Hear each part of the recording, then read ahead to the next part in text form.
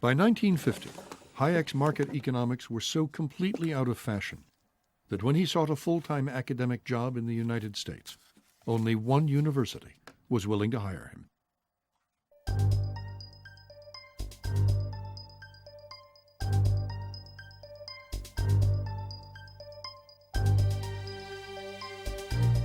Chicago has always been an exceptional place, out of the mainstream. Chicago is geographically isolated. This affects Chicago's intellectual influence in many more areas than economics.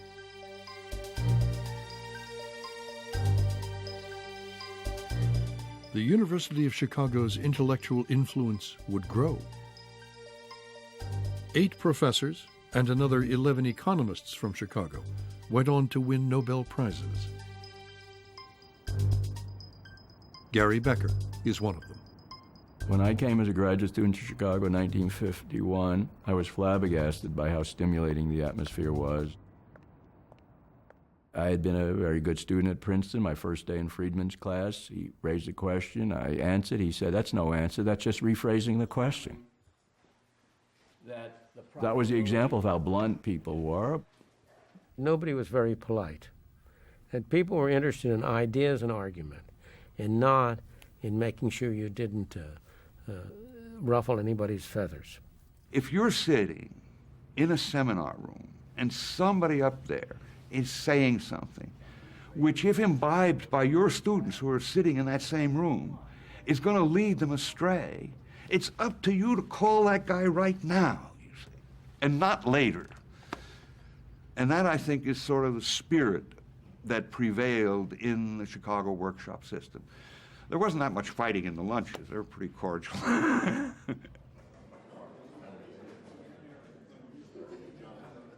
Lunches at the Quadrangle Club were famous for the intensity of intellectual discussion.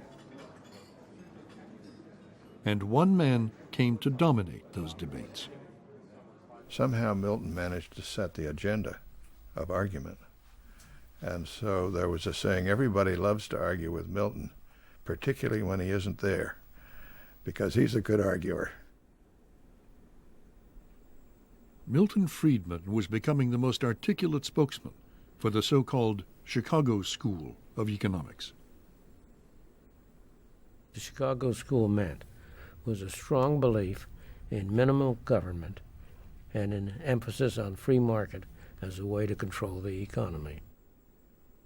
You know, in many ways, Milton Friedman was a devil figure in my youth in a Keynesian household of economists because he seemed, with his emphasis on individualism, freedom, and markets, to be so unconcerned with fairness. Liberals may have loathed the Chicago School, but Hayek felt on home ground in an intellectual atmosphere so like the Vienna of his youth. Our vision is that the forces of the market are just that. They are forces. They are like the wind and the tides. If you want to try to ignore them, you ignore them at your peril. If you find a way of ordering your life which harnesses these forces to the benefit of your society, that's the way to go. But in Washington, Keynes was still king of the hill. 19 years after he died, his face was on the cover of Time magazine. Keynes's influence on economics at mid-century can't be exaggerated. The economic advice that economists gave to policymakers said, the only reason you have bad economic outcomes is because the government's not doing enough. It sounds almost like central planning, doesn't it?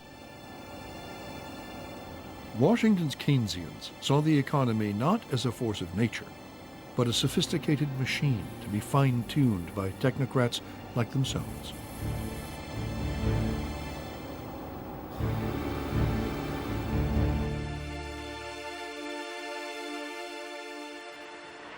The Keynesian consensus was summed up when that most Ivy League of presidents, John Kennedy, received an honorary degree from Yale.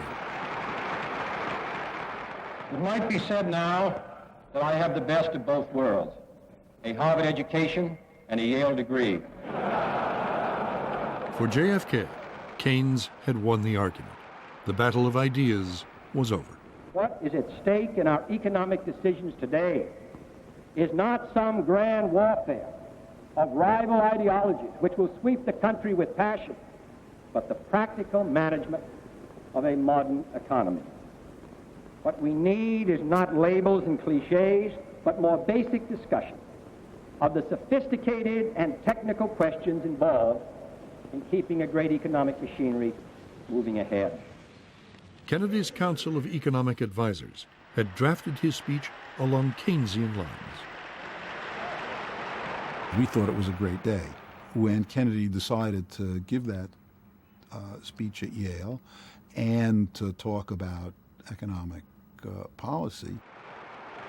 That speech suggested that we had won over Kennedy. We had won the heart and mind of the president.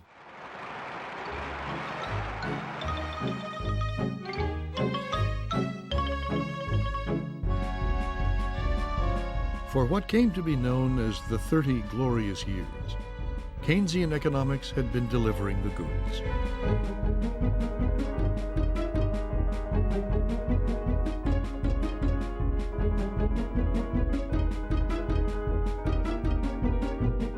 Europe, Japan, and America all saw high economic growth and rising standards of living.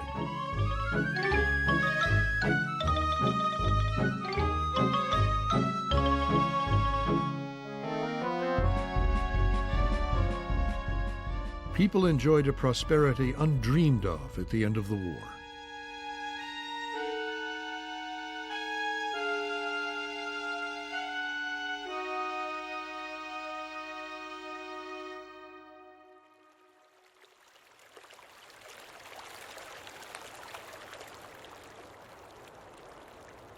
When Hayek moved back to his native Austria, he was depressed. The success of mixed economies made his free market theories, and Hayek himself, seem more irrelevant than ever. The world was very much a socialist world.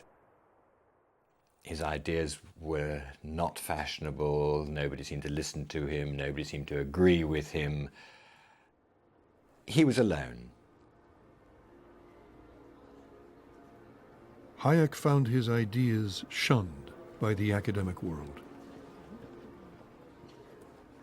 Well, most of the departments became dislike me, so much so that I can feel it to the present day. That economists very largely tend to treat me as an outsider. He was living in a provincial town and stuck in a rut. But the outside world was beginning to change. Skimming the newspaper in his usual restaurant, Hayek read how inflation and unemployment were rising at the same time. There was a new word to describe it: stagflation.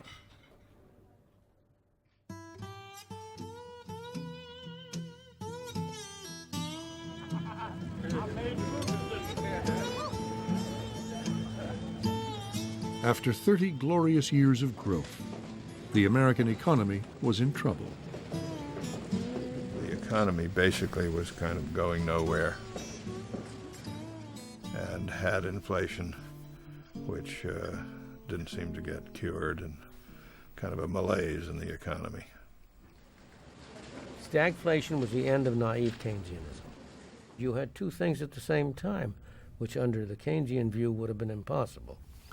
You had stagnation in the economy, a high level of unemployment. You had inflation with prices rising rapidly. President Nixon looked like a Chicago economist's dream come true. Milton Friedman was a special advisor, and George Shultz was in charge of the budget. About the wholesale wholesale price index a moment ago. One of the big areas where prices were going up at wholesale very rapidly was lumber and other materials associated with home building. But the president wasn't listening. He tried to spend his way out of trouble. Going to wind up having its impact on the cost. To add insult to injury, he declared, "Now I'm a Keynesian." This declaration by Nixon horrified his conservative supporters. Indeed, one congressman wrote him, said, "Mr. President, I'm going to have to burn all of my old speeches." And Nixon wrote back to him, "I will too." Nixon decided he hadn't gone far enough. So he took his top economic advisors off to Camp David for a working weekend. Ben Stein, the quiz show host, was a junior speechwriter in the White House, and his father was at the meeting. Here's my father walking into the president's cabin to meet Mr. Nixon, and there's George Shultz right behind him. I'm not sure, but I think it's a fair bet that at any one of these meetings, they're complaining about something being wrong. Probably talking about prices and stagflation. I'm not sure. Dick Cheney was a young aide at the time. I always remember a debate we had during the Nixon administration when the public was convinced that food prices were going up. So the political debate was whether or not we should impose a freeze on food prices. The supposedly conservative Republican Nixon opted for wage and price controls. Nixon was a great one for doing something. I think, in retrospect, we now know it would have been better to do nothing, but he was in favor of doing something. I was there, and I opposed them. Wage and price controls, you could see analytically, would get you in a lot of trouble. The time has come for a new economic policy for the United States. Its targets are unemployment, inflation. At one point, President Nixon spoke up and quoted Nikita Khrushchev. And he said, Khrushchev once told me that sometimes in order to be a statesman, you have to be a politician for a while. The problem with him was that he was willing to sacrifice principle too easily for political advantage.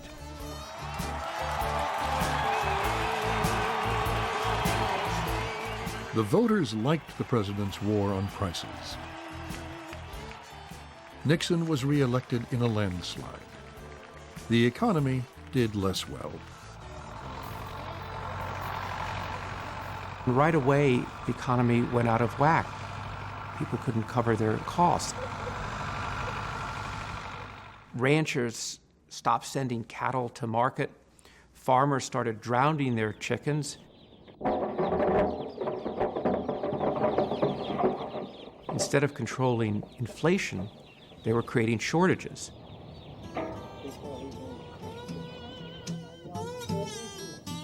And prices just kept on rising.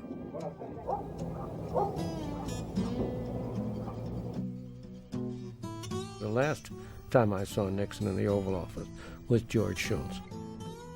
President Nixon said to me, "Don't blame George for this silly business of wage and price control," meaning George Shultz. And I said to him, "Oh no, Mr. President, I don't blame George. I blame you."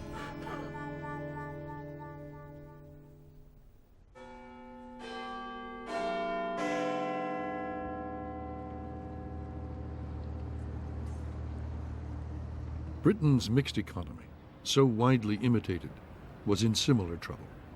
It too was facing the deadly combination of unemployment and inflation.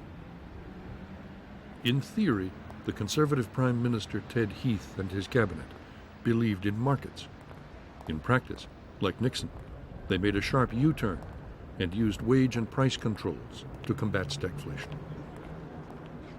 I was a junior minister in Ted Heath's government, and I remember having to attend meetings of 3 or 4 other ministers where we would actually decide the level of charges plumbers could charge next week to repair taps, and how much taxi drivers could charge for fares, and how much hairdressers should get in wages. It was absolutely unbelievable. it all came to a very sticky end, a complete collapse. A coal miners' strike and an oil crisis plunged the country into darkness. Voters blamed Ted Heath and voted the Conservatives out of office. Well, we're virtually out of business while the power's off. We've got no sets that we can operate at all. We were the sick man of Europe. The English disease was the disease of strikes, which we had all over the place. And you know, it was so bad that Herman Kahn of the Hudson Institute wrote a book called The Year 2000. And he saw many things, but the one thing he did see was that the lower standard of living in Europe in the year 2000 would be shared between Albania and the United Kingdom. Albania.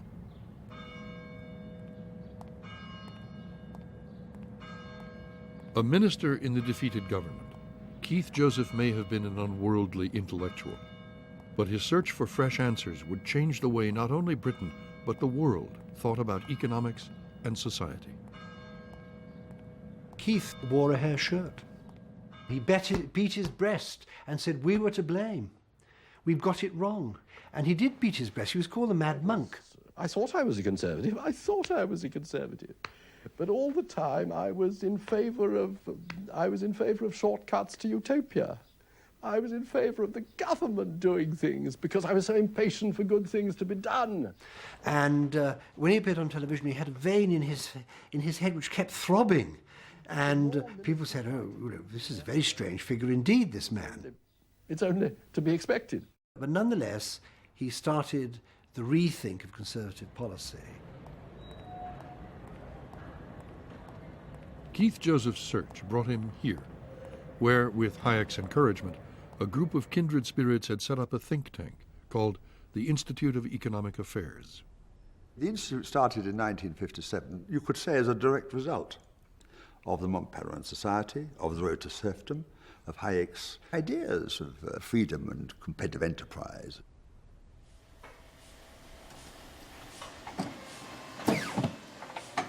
With the zeal of a convert, Joseph began to preach the virtues of free markets. In a series of pamphlets, he went on the intellectual offensive, attacking the mixed economy, making the case for capitalism.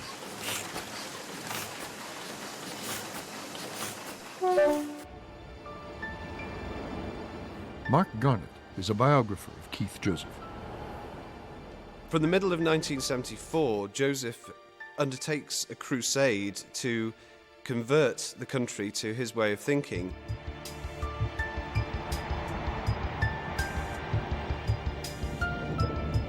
And what he wants to do is to take the battle to the heart of the enemy camp. And he believed that the universities were infected with socialist thinking. Because it was a free society in this country, and he was going right into the lion's den, arguing a case that many people had never heard before. Joseph felt that it was his duty to fight back on behalf of the free market. To revive the economy, Joseph preached that Britain needed more risk-taking, which meant more bankrupts and more millionaires, and less equality. Well, the audience would sort of gasp. They'd never heard anybody challenging the consensus. Mild inflation seemed a painless way of maintaining full employment, encouraging growth, and expanding the social services. So the result is that we're now more socialist in many ways than any other developed country outside the communist bloc.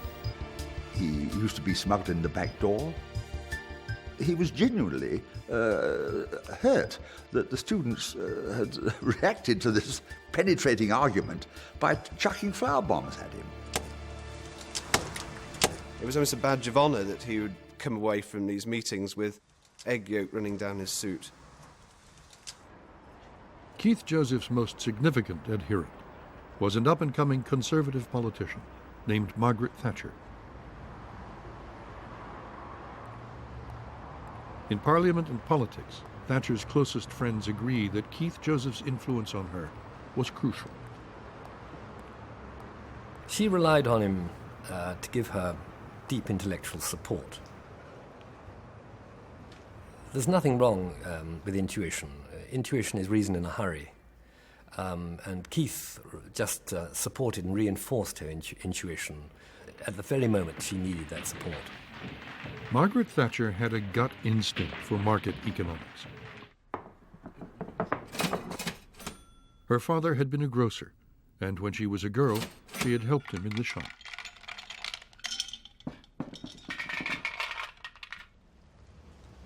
Hard-working and studious, she won a place at Oxford University, where she became interested in student politics.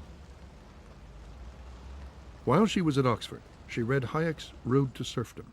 It made a lasting impression on her. Years later, when she became the first woman to lead the Conservative Party, she once slammed Hayek's book down on a table and announced, "This is what we believe." Thatcher's office came on and said, could she come and drop in to see him? And so she called by, and there was a period of unaccustomed silence from Margaret Thatcher as she sat there, intense, attending to the master's words. By 1974, Hayek sensed the world beginning to go his way. And so far as the movement of intellectual opinion is concerned, it is now, for the first time in my life, moving in the right direction.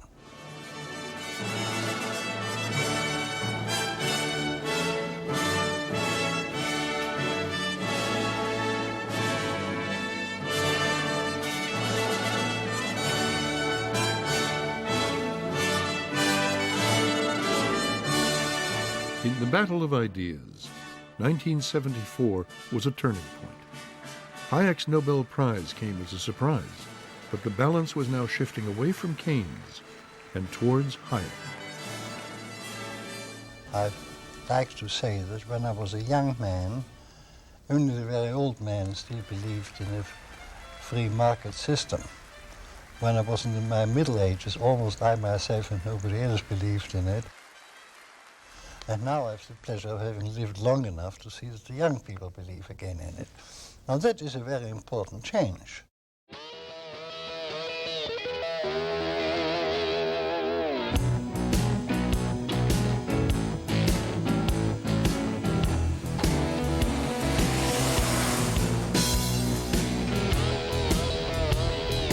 The U.S. economy was going through the worst downturn since the Great Depression. Industry slowed. Unemployment rose. The Yom Kippur War was followed by an Arab oil embargo.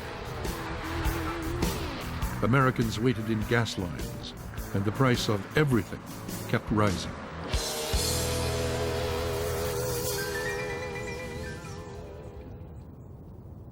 Chicago school economists had always argued that rigid government regulations were keeping prices high and fueling inflation. Now more people began to wonder if competition could break the inflationary stranglehold. What is the effect of regulating the airlines?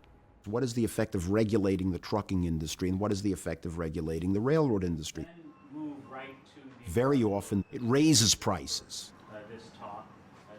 Instead of allowing competition, it suppresses competition. Number 4 is... In 1962 of Juliet, monitor tower 126.9. Unit 43 heavy, runway 32 left at Mike. Eastern left, join Bravo. So Mike 2 at Mike 2 has to move now. In the airline industry, the host of regulations enacted during the Great Depression were still in force. It was a classic example of regulated capitalism. But deregulation was in the air.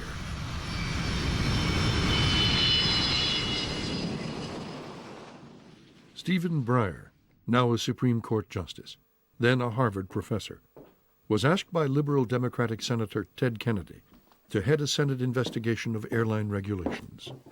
You discovered that basically the same firms that had been there in 1938 were still there. Those were the major carriers, and nobody knew. The hearings began, and officials from the Civil Aeronautics Board were called to testify. And it turned out that 5% of their time went to stop prices that were too high, and 95% of their time went to stop prices that were too low. But always the effort was to keep the price high and not low. Naturally, the established airlines were quite happy with this arrangement. And we'd say, when was the last time you granted a new route? Well, regulations meant that major carriers like Pan Am never had to compete with newcomers.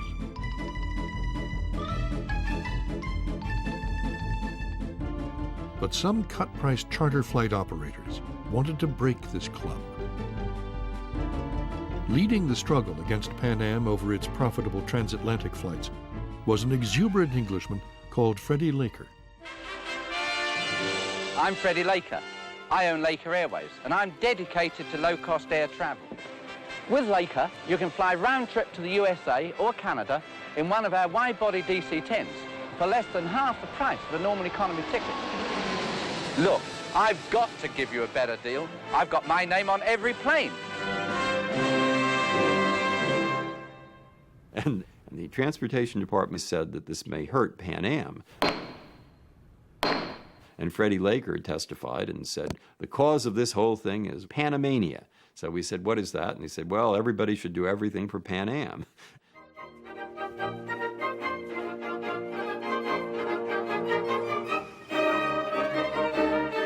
The man who was to sweep away airline regulations is a lifelong Gilbert and Sullivan fan.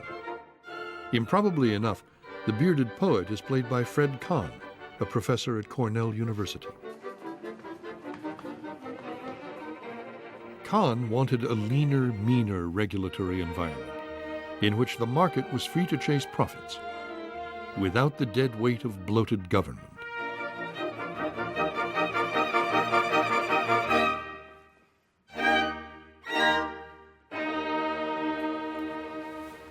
Democratic President Jimmy Carter made Kahn head of the Civil Aeronautics Board. Kahn had spent years studying government regulation. Now he had a chance to do something about it. And when I got to the Civil Aeronautics Board, the biggest division under me was the Division of Enforcement. In effect, FBI agents who would go around and seek out secret discounts and then impose fines. We would discipline them. It was illegal to compete in price. That means it was illegal to compete in the discounts you offer travel agents. So we regulated travel agents' discounts. Internationally, since they couldn't cut rates, they competed by having more and more sumptuous meals. We actually regulated the size of sandwiches. By the time Kahn had finished, the CAB had nothing left to do but close itself down. Competition's the rule, and because of it, the consumers are better served than ever.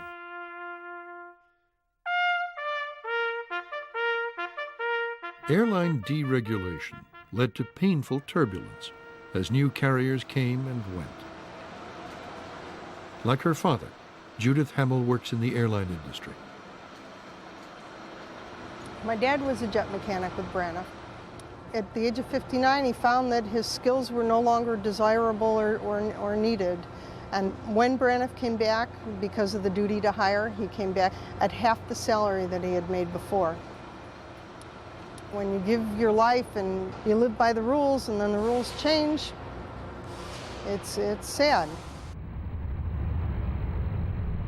But 20 years later, the industry was employing 2 times as many people to fly almost 3 times as many passengers. The industry vastly underestimated the demand for airfare at lower prices. And what's happened is that as the prices went down, demand went up dramatically.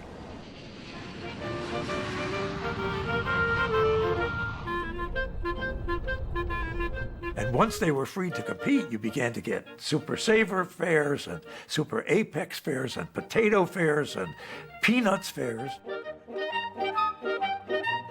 And so an explosion of discounting and competition. Well, those were dramatic.